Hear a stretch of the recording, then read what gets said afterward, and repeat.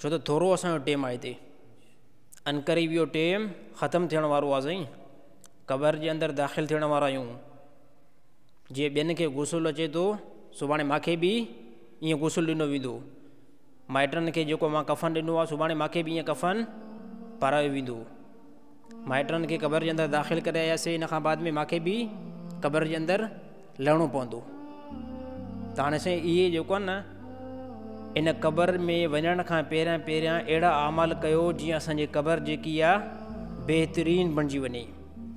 नबी सल्लल्लाहु अलैहि वसल्लम जो इरशाद, अल्लाह जे नबी अकरम सल्लल्लाहु अलैहि वसल्लम फरमायो, जॾहिं नेक मुत्तकी मोमिन जेको आहे मरंदो आहे ऐं उनजी क़बर, अल्लाह जे नबी अकरम सल्लल्लाहु अलैहि वसल्लम फरमायो तमामु वॾी कुशादी थी वेंदी आहे।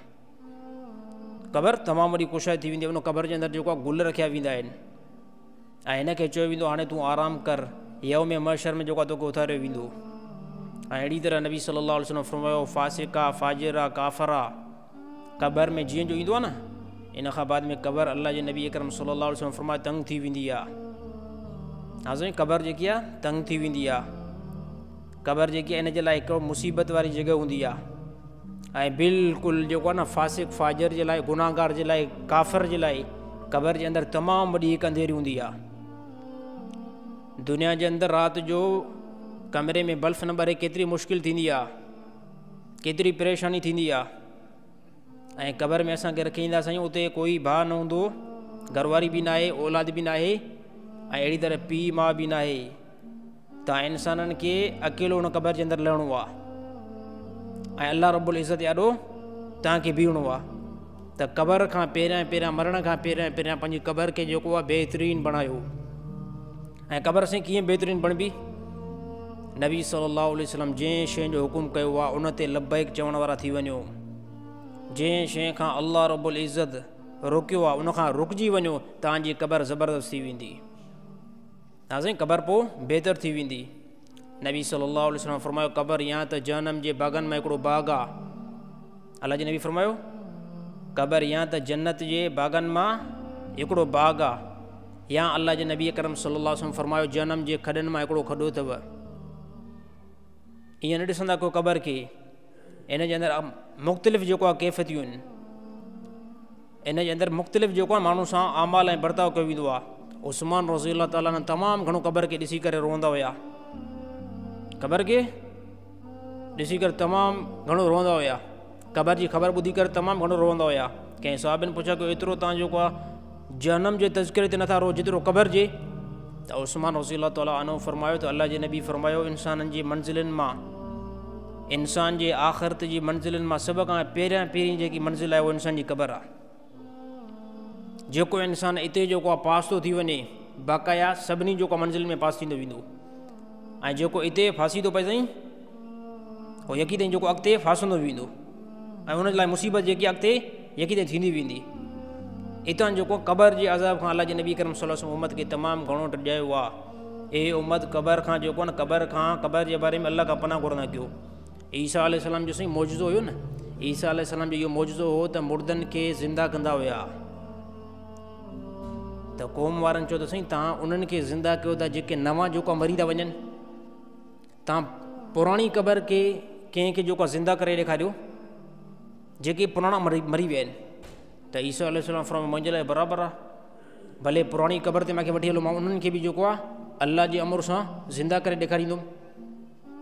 त साईं क़ौम वारा वठी विया ईसा अलैहिस्सलाम खे नूह अलैहिस्सलाम जे पुटु साम जी क़बर ते, ऐं उते ईसा अलैहिस्सलाम वञी करे बरकातूं नफ़िल पढ़ी करे अल्लाह खां दुआ करी, या अल्लाह हिनखे जेको आहे ज़िंदा कर। ऐं अल्लाह ताला हुनखे ज़िंदा कयो। क़बर मां जंहिंजो निकितो न नूह अलैहिस्सलाम जो पुटु साम, त उहो इन हालत में उथियो त उनजो सॼो मथो जेको आहे अछो हुयो वारनि खां ऐं ॾाढ़ी बि अछी। ऐं निकिरण सां उन क़ौम वारनि पुछा कयो त तूं जंहिं ज़माने में इंतकाल कयो उन टे माण्हुनि जा वार त अछा न हूंदा हुया, ॾाढ़ी त अछी न हूंदी हुई।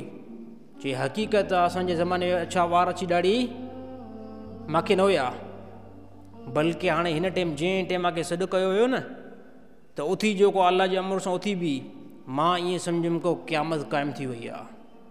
ऐं क़यामत जे शिदत ऐं क़यामत जे ख़ौफ़ खां जेको आहे न मुंहिंजे मथे जा वार अहिड़ी तरह मुंहिंजी ॾाढ़ी उहो बिल्कुलु सुफ़े थी वई। ऐं पुछा कयो वियो त तव्हांखे मौत आयो आहे केतिरो टाइम भला थियो आहे? ॿुधाईंदे 4000 साल मूंखे थिया आहिनि।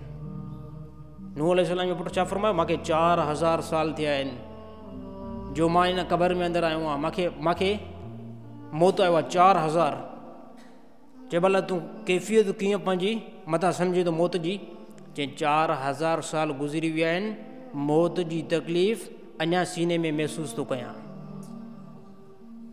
4000 साल जो साईं अरसे जो मुफ़ासिलो, मौत जी कैफ़ियत अञा ताईं मुंहिंजे जिस्म जे अंदरि उहो अञा ताईं मौजूदु आहे। केरु आहे? नबी जो पुटु आहे। तव्हांजे बारे में असांजे बारे में छा हुकुम आहे? का शइ ख़बर ई न आहे। कंहिं मुस्लमान खे हिन टाइम क़बर का यादि आहे? बाक़ी इहो असां मुस्लमान खे ख़ानदानी क़िस्म जी ॻाल्हि यादि आहे। पैसा ठाहियो, जॻहूं ज़बरदस्त जेको आहे फलाणी फलाणी कॉलोनी में तयारु कयो, फलाणनि शहरनि में बंगला वठूं, बहितरीनु लिबास पायो। हालांकि बहितरीनु लिबास खणी हुकुम बि त आहे, तव्हां पायो बहितरीनु, अलाह ताला जेकॾहिं ख़ुशादी ॾिनी आहे। पर असांखे दुनिया जा तमामु मामला तमामु ख़ानदानी क़िस्म जा यादि आहिनि, पर साईं क़बर जेकी आहे कंहिंखे यादि न आहे। ऐं अनक़रीब उन में लड़णो बि आहे। अनक़रीब उन में सभिनी मुस्लमाननि खे, बल्कि गैर मुस्लिमनि खे, पूरी काइनात जे इंसाननि जे अंदरि मर्द हुजे या औरत, ॿिन्हिनि खे इन क़बर जे अंदरि लड़णो आहे।